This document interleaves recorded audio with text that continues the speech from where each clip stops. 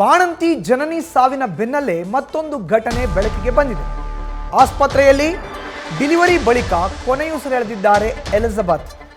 ಬಾಣಂತಿ ಜನನಿ ಸಾವಿನ ಬೆನ್ನಲ್ಲೇ ಮತ್ತೊಂದು ಅದೇ ಮಾದರಿಯ ಪ್ರಕರಣ ಬೆಳಕಿಗೆ ಬಂದಿದೆ.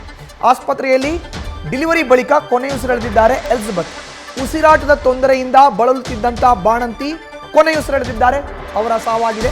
ವೈದ್ಯರ ನಿರ್ಲಕ್ಷ್ಯದಿಂದ ಎಲಿಜಬೆತ್ ಸಾವನ್ನಪ್ಪಿದ್ದಾರೆ ಎಂಬ ಆರೋಪ ಕೇಳಿ ಬಂದಿದೆ. ಡಿಫಿಕಲ್ಟ್ ಇತ್ತು, ಸ್ವಲ್ಪ ಬ್ರೀತಿಂಗ್ ಇಶ್ಯೂ ಇತ್ತು. ಸೊ ಅರೌಂಡ್ 11:30ಗೆ ತಿರ್ಗಾ ಬಂದು ಹೇಳ್ತಾರೆ ಬ್ಲಡ್ ಟೆಸ್ಟ್ ರಿಪೋರ್ಟಲ್ಲಿ ಅವ್ರಿಗೆ ಸ್ವಲ್ಪ ಲಂಗ್ಸ್ ಪ್ಲೇಟ್ಲೆಟ್ಸ್ ಕಮ್ಮಿ ಆಗಿದೆ, ಸ್ವಲ್ಪ ಲಿವರ್ ಪ್ರಾಬ್ಲಮ್ ಇದೆ, ಹೆಲ್ಪ್ ಸಿಂಡ್ರೋಮ್ ಅಂತಾರೆ. ಸೊ ಹೆಲ್ಪ್ ಸಿಂಡ್ರೋಮ್ ಅಂದಾಗ ಅಷ್ಟೇ ನಮಗೆ ಏನು ಗೊತ್ತಿರಲಿಲ್ಲ. ಹೆಲ್ಪ್ ಸಿಂಡ್ರೋಮ್ ಅಂದಾಗ ಏನಂತ ಗೊತ್ತಿಲ್ಲ, ಮೆಡಿಕಲ್ ವರ್ಡ್ ಅಲ್ಲ, ನಮ್ಗೆ ಗೊತ್ತಿರಲಿಲ್ಲ. ಸೊ ಆ ಟೈಮಲ್ಲಿ ನೋಡೋಣ ಸ್ವಲ್ಪ ಕ್ರಿಟಿಕಲ್ ಇದೆ, ವಿಲ್ ಸಿ ಅಂತ ಹೇಳಿದ್ದಾರೆ, ಡೆಲಿವರಿ ಮಾಡೋಣ, ಮಗು ಹಾರ್ಟ್ ರೇಟ್ ಜಾಸ್ತಿ ಆಗಿದೆ ಅಂತ. ಸೊ ಅರೌಂಡ್ 2:30ಗೆ ಗರ್ಲ್ ಬೇಬಿ ಡೆಲಿವರಿ ಆಯಿತು. ಡೆಲಿವರಿ ಆದಾಗ ಮಗು ಅವ್ರು ನಮ್ಗೆ ಹೇಳಿಲ್ಲ ಮಗು ಆಗಿದೆ ಅಂದ್ಬಿಟ್ಟು ಸ್ಟ್ರೆಚರ್ ಹೇಳ್ಕೊಂಬರ್ತಾರೆ, ಮಗು ನೋಡ್ತಾರೆ ಮಗು ಆಗಿದೆ ಅಂತ. ಇದು ಗರ್ಲ್ ಬೇಬಿ ಅಂತ ಡಾಕ್ಟ್ರ್ ಬಂದಿರಲಿಲ್ಲ, ಒಳಗಡೆ ಓ ಟಿಲಿದ್ರು.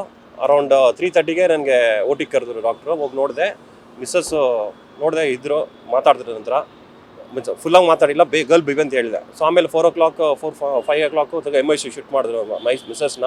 ಅವ್ರು ನೀರು ಕೇಳಿದ್ರು, ಮಗು ನೋಡ್ಬೇಕಂದ್ರು. ಸೊ ಆ ಟೈಮಲ್ಲೂ ಮಗು ಅವ್ರು ನಮ್ಮ ತಾಯಿ ಮಿಸ್ಸಸ್ಗೆ ನೋಡ್ಸಿಲ್ಲ. ಸೊ ಇದು ಅರೌಂಡ್ ಆಗಿದೆ 4:15 ಹಂಗೆ. ಮಾರ್ನಿಂಗ್ 6:30-7ಗೆ ಹೇಳ್ತಾರೆ ಸ್ವಲ್ಪ ಕ್ರಿಟಿಕಲ್ ಆಗಿದೆ, ಸೊ ನಮಗೆ ಇಲ್ಲಿ ಸಪೋರ್ಟ್ ಇಲ್ಲ, we have to shift for any speciality hospital, Aster ಇಲ್ಲಾಂದರೆ ಮಣಿಪಾಲ್ ಬ್ಯಾಪ್ಟಿಸ್ಟ್ ಅಂತ. ಸೊ ನಾವು ಬ್ಯಾಪ್ಟಿಸ್ಟ್ ಚೂಸ್ ಮಾಡಿದ್ರಿ. ಸೊ ಅರೌಂಡ್ 8:30, 9 o'clock ಅವರು ಟ್ರೈ ಮಾಡೋದು ಅಲ್ಲಿ ICU ಬೆಡ್ಸ್ ನೋಡಬೇಕಂತ. ಸೊ ಅರೌಂಡ್ 9 o'clock ಶಿಫ್ಟ್ ಮಾಡೋಕ್ಕೆ ನೋಡಿದ್ರು. ಶಿಫ್ಟ್ ಮಾಡಬೇಕಂದ್ರೆ ತುಂಬ ಇವರು ಡಿಫಿಕಲ್ಟಿ ಪ್ರೊಸೆಸರ್ ನೋಡ್ಸೋದು. ನಮಗೆ ಶಿಫ್ಟ್ ಮಾಡೋಕ್ಕೆ 1 hour ಆಗುತ್ತೆ ಹೇಳಿ, ಒಂದು ಪೇಷಂಟ್ನ ಶಿಫ್ಟ್ ಮಾಡೋಕ್ಕೆ ಬೇರೆ ಹಾಸ್ಪಿಟ್ಲಿಗೆ. ಸೊ ಅವ್ರು ಕಷ್ಟ ಆಯಿತು, ಅವ್ರು ಪೈಪ್ ಇಂಡ್ಯೂಸ್ ಮಾಡಿ ಅದು ಮಾಡ್ಬೇಕಂತ ಹೇಳಿದ್ರು. ಸೊ ಆ ಟೈಮ್ಗೆ ಅವ್ರು ಕಾನ್ಷಿಯಸ್ ಅಲ್ಲ, ಇಲ್ಲಿಂದ ಹೋಗ್ಬೇಕು ಕಾನ್ಷಿಯಸ್ ಇಲ್ಲ ಮಿಸ್ಸಸ್ಗೆ. ಸೊ ಬ್ಯಾಪ್ಟಿಸ್ಟ್ಗೆ ಅರೌಂಡ್ ಹೆಚ್ಚಿನ ಡೀಟೇಲ್ಸ್ ನಮ್ಮ ಪ್ರತಿನಿಧಿ ಪ್ರಗತಿ ನೀಡ್ತಾರೆ, ನೇರ ಸಂಪರ್ಕಕ್ಕೆ ಜಾಯ್ನ್ ಆಗಿದ್ದಾರೆ. ಪ್ರಗತಿ, ನೋಡಿ, 1 ವಾರದ ಒಳಗಡೆ ಬೆಂಗಳೂರಿನಲ್ಲಿ 2ನೇ ಪ್ರಕರಣ ಇದು. ವೈದ್ಯರ ನಿರ್ಲಕ್ಷ್ಯ ಅನ್ನೋ ನೇರ ಆರೋಪ. ಈ ಘಟನೆ ನಡೆದಿದ್ದು ಎಲ್ಲಿ, ಯಾವಾಗ, ಏನು ಇವಾಗ ಆರೋಪ ಮಾಡ್ತಾ ಇದ್ದಾರೆ ಫ್ಯಾಮಿಲಿ, ಅದಕ್ಕೆ ವೈದ್ಯರ ಉತ್ತರ ಏನು? ಪ್ರಗತಿ. ಮಧುಸೂದನ್, ಮೇ 10ನೇ ತಾರೀಕಿಗೆ ಎಲಿಜಬೆತ್ ಅನ್ನುವಂತಹ ಒಬ್ರು ಮಹಿಳೆ ಈ ಒಂದು ಆಸ್ಪತ್ರೆಗೆ, ಅಂದ್ರೆ ರೈನ್ಬೋ ಚಿಲ್ಡ್ರನ್ ಆಸ್ಪತ್ರೆಗೆ ದಾಖಲಾಗ್ತಾರೆ. ಅಂದ್ರೆ ಡೆಲಿವರಿಗೋಸ್ಕರ ಅವರೊಂದು ಅಡ್ಮಿಟ್ ಆಗ್ತಾರೆ. ಆ ಸಂದರ್ಭದಲ್ಲಿ ಅವರಿಗೆ 2 ದಿನದ ಹಿಂದೆ ಅವರಿಗೆ ಜ್ವರ ಇತ್ತಂತೆ. ಆ ಸಂದರ್ಭದಲ್ಲಿ ಅವರನ್ನ ಟ್ರೀಟ್ ಮಾಡ್ತಾ ಇದ್ದಂತಹ ಡಾಕ್ಟರ್ ಅವರಿಗೆ ಡೋಲೋವನ್ನ ತೆಗೆದುಕೊಳ್ಳುವಂತೆ ಅವರಿಗೆ ಹೇಳ್ತಾರೆ. ಅದರಿಂದ ಅವರಿಗೆ ಇನ್ನಷ್ಟು ಹೆಲ್ಪ್ ಸಿಂಡ್ರೋಮ್ ಇಂದ ಅವರು ಬಳಲ್ತಾ ಇದ್ದಿದ್ರಿಂದ ಅವರಿಗೆ ಇನ್ನಷ್ಟು ಸಮಸ್ಯೆ ಜಾಸ್ತಿ ಆಗುತ್ತೆ ಅನ್ನುವಂಥದ್ದು ಈ ಕುಟುಂಬಸ್ಥರ ನೇರ ಆರೋಪ. ಇನ್ನೊಂದು, ಆಸ್ಪತ್ರೆಯವರು ಸರಿಯಾಗಿ ಈ ಒಂದು ಈಕೆಯನ್ನ ಟ್ರೀಟ್ ಮಾಡಿಲ್ಲ, ಅದರಿಂದಲೇ ಆಕೆಗೆ ಸಾವನ್ನಪ್ಪಿದ್ದಾರೆ ಅನ್ನುವಂಥದ್ದು ಕುಟುಂಬಸ್ಥರ ನೇರ ಆರೋಪ. ಹೆಲ್ಪ್ ಸಿಂಡ್ರೋಮ್ ಇಂದ ಬಳಲ್ತಾ ಇದ್ರು ಕೂಡ ಅವರು ಟ್ಯಾಬ್ಲೆಟ್ ತಗೊಳ್ಳೋದಕ್ಕೆ ಯಾಕೆ ಇವರಿಗೆ ಸಜೆಸ್ಟ್ ಮಾಡಿದ್ರು ಅನ್ನೋದು ಮೊದಲನೇ ಪ್ರಶ್ನೆ ಕುಟುಂಬಸ್ಥರದು. ಇನ್ನೊಂದು, ಪ್ಲೇಟ್ಲೆಟ್ಸ್ ತುಂಬಾ ಕಡಿಮೆ ಇತ್ತು, ಹೀಗಿದ್ದರೂ ಕೂಡ ಆಕೆಗೆ ಸರಿಯಾದಂತಹ ಸೂಕ್ತವಾದಂತಹ ಚಿಕಿತ್ಸೆಯನ್ನ ಕೊಡ್ಲಿಲ್ಲ ಅನ್ನುವಂಥದ್ದು ಅವರ 2ನೇ ಆರೋಪ. ಇನ್ನೊಂದು, ಉಸಿರಾಟದ ಸಮಸ್ಯೆಯಿಂದ ಅವರು ಬಳಲ್ತಾ ಇದ್ರಂತೆ. ಉಸಿರಾಟದ ಸಮಸ್ಯೆಯಿಂದ ಬಳಲ್ತಾ ಇದ್ರು. ಆ ಆಸ್ಪತ್ರೆಯಲ್ಲಿ ವೆಂಟಿಲೇಟರ್ ವ್ಯವಸ್ಥೆ ಸಮರ್ಪಕವಾಗಿಲ್ಲ ಅಂತ ಡಾಕ್ಟರೇ ಇವ್ರ ಹತ್ರ ಬಂದು ಹೇಳ್ತಾರಂತೆ. ವೆಂಟಿಲೇಟರ್ ವ್ಯವಸ್ಥೆ ಇಲ್ಲದೆ ಇರೋದ್ರಿಂದ ಹತ್ತಿರದ ಯಾವ್ದಾದ್ರು ಬೇರೆ ಆಸ್ಪತ್ರೆಗೆ ಅವರನ್ನ ಶಿಫ್ಟ್ ಮಾಡಿ ಅಂತ ಹೇಳ್ತಾರಂತೆ. ಸೊ ಇವರು ತಕ್ಷಣ ಬ್ಯಾಪ್ಟಿಸ್ಟ್ ಆಸ್ಪತ್ರೆಗೆ ಶಿಫ್ಟ್ ಮಾಡ್ತಾರೆ.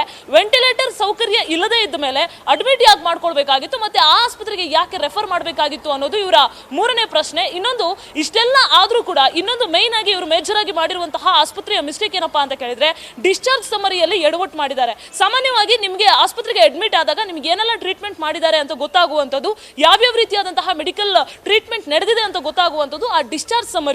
ಆದ್ರೆ ಮೊದಲನೇ ಡಿಸ್ಚಾರ್ಜ್ ಸಮರಿ ಇವರು ಅವರ ಎಲಿಜಬೆತ್ ಗಂಡನ ಕೈಗೆ ಕೊಡುವಾಗ ಮೊದಲನೇ ಡಿಸ್ಚಾರ್ಜ್ ಸಮರಿಯಲ್ಲಿ ಸ್ಪೈನಲ್ ಅನಸ್ತೇಷಿಯಾ ಅಂತ ಕೊಟ್ಟಿರ್ತಾರೆ, 2ನೇ ಡಿಸ್ಚಾರ್ಜ್ ಸಮರಿಯಲ್ಲಿ ಜನರಲ್ ಅನಸ್ತೇಷಿಯಾ ಅಂತ ಕೊಟ್ಟಿರ್ತಾರೆ. ಇವರಲ್ಲಿ ಜನರಲ್ ಅನಸ್ತೇಷಿಯಾ ಕೊಟ್ಟಿದ್ದಾರಾ ಇಲ್ಲ ಸ್ಪೈನಲ್ ಅನಸ್ತೇಷಿಯಾ ಕೊಟ್ಟಿದ್ದಾರಾ, ಇದೊಂದು ಕನ್ಫ್ಯೂಷನ್ ಇದೆ. 2 ಡಿಸ್ಚಾರ್ಜ್ ಸಮರಿಯಲ್ಲಿ ಬೇರೆ ಬೇರೆ ರೀತಿಯಾಗಿ ಡಿಸ್ಚಾರ್ಜ್ ಸಮರಿಯನ್ನ ಕೊಟ್ಟಿರುವಂತದ್ದು. ಜೊತೆಗೆ ಅವ್ರ ಹತ್ರ ಬಂದ್ಬಿಟ್ಟು ಆ ಡಿಸ್ಚಾರ್ಜ್ ಸಮರಿಯನ್ನ ವಾಪಸ್ ಕೊಡಿ, ಮೊದಲನೇದೇನೋ ಮಿಸ್ಟೇಕ್ ಆಯ್ತು ಅಂತ ಹೇಳ್ತಾರಂತೆ. ಹೇಗೆ ಹೇಳಲಿಕ್ಕೆ ಸಾಧ್ಯ? ಒಂದು ಜೀವದ ಜೊತೆ ಇವರು ಆಟ ಆಡ್ತಾ ಇದ್ದಾರಾ? ಡಿಸ್ಚಾರ್ಜ್ ಸಮರಿಯಲ್ಲಿ ಇಷ್ಟು ನಿರ್ಲಕ್ಷ್ಯವನ್ನ ವಹಿಸ್ತಾರ? ಯಾವುದಾದ್ರೂ ಒಂದು ಪ್ರತಿಷ್ಠಿತ ಆಸ್ಪತ್ರೆಯವರು ಇಷ್ಟು ನಿರ್ಲಕ್ಷ್ಯ ವಹಿಸೋದಕ್ಕೆ ಸಾಧ್ಯನಾ ಅನ್ನುವಂತಹ ಪ್ರಶ್ನೆ ಕೂಡ ಇದೆ. ಈ ವಿಚಾರಕ್ಕೆ ಸಂಬಂಧಪಟ್ಟ ಹಾಗೆ ಅಮೃತಹಳ್ಳಿ ಪೊಲೀಸ್ ಠಾಣೆಯಲ್ಲಿ UDR ಕೂಡ ದಾಖಲಾಗಿರುವಂತದ್ದು. ಆದ್ರೆ ಕುಟುಂಬಸ್ಥರು ಮಾತ್ರ ನೇರವಾಗಿ ಈ ಒಂದು ಆಸ್ಪತ್ರೆಯ ನಿರ್ಲಕ್ಷ್ಯದಿಂದಲೇ ನಮ್ಮ ಮನೆಯ ಒಬ್ರು ಮಗಳು ತೀರ್ಕೊಂಡಿರುವಂತದ್ದು ಅಂತ ಆರೋಪವನ್ನ ಮಾಡ್ತಾ ಇದ್ದಾರೆ. ಎಲಿಜಬೆತ್ ಅವರು ಮೇ 10ನೇ ತಾರೀಕಿಗೆ ಅಡ್ಮಿಟ್ ಆಗಿದ್ರು ಕೂಡ 2 ದಿನಗಳ ಕಾಲ, ಅಂದ್ರೆ ಆ ಮಗುವನ್ನ ಟ್ರೀಟ್ ಮಾಡ್ತಾ ಅಂದ್ರೆ ಅವರಿಗೆ ಮಗು ಡೆಲಿವರಿ ಆದ್ಮೇಲೆ ಆ ಮಗುವನ್ನ ಕೂಡ ಅವರಿಗೆ ನೋಡ್ಲಿಕ್ಕೆ ಅವಕಾಶ ಕೊಡೋದಿಲ್ಲ ಅಂತೆ. ಮಗುವನ್ನಾದ್ರೂ ನಾನು ಒಂದ್ಸಲ ನೋಡ್ತೀನಿ, ನನಗೆ ಅವಕಾಶ ಕೊಡಿ ಅಂತ ಮನವಿ ಮಾಡ್ಕೊಂಡ್ರು ಕೂಡ ಯಾವುದೇ ರೀತಿಯಾಗಿ ಅವರು ಅದಕ್ಕೆ ಸ್ಪಂದಿಸೋದಿಲ್ಲ ಅಂತೆ. ನಿಮಗೆ ಚಿಕಿತ್ಸೆಯ ಅಗತ್ಯ ಇದೆ, ನಾವು ಚಿಕಿತ್ಸೆಯನ್ನ ಮಾಡಬೇಕು ಅಂತ ಹೇಳಿ ತಕ್ಷಣ ಹರಿಬರಿಯಲ್ಲಿ ಅವರಿಗೆ ಚಿಕಿತ್ಸೆಗೆ ಕರ್ಕೊಂಡು ಹೋಗ್ತಾರಂತೆ. ಆದ್ರೆ ಯಾವ ಚಿಕಿತ್ಸೆಯನ್ನ ಕೊಟ್ಟಿದ್ದಾರೆ, ಯಾವ ರೀತಿಯಾದಂತಹ ಟ್ರೀಟ್ಮೆಂಟ್ ಮಾಡಿದ್ದಾರೆ, ಯಾವ ಅನಸ್ತೇಶಿಯಾವನ್ನ ಕೊಟ್ಟಿದ್ದಾರೆ, ಯಾವ ರೀತಿಯಾಗಿ ಮೆಡಿಕಲ್ ಪ್ರೊಸೀಜರ್ ಆಗಿದೆ, ಯಾವುದು ಕೂಡ ಕುಟುಂಬಸ್ಥರಿಗೆ ಒಂದಷ್ಟು ಗೊಂದಲ ಇರುವಂತದ್ದು.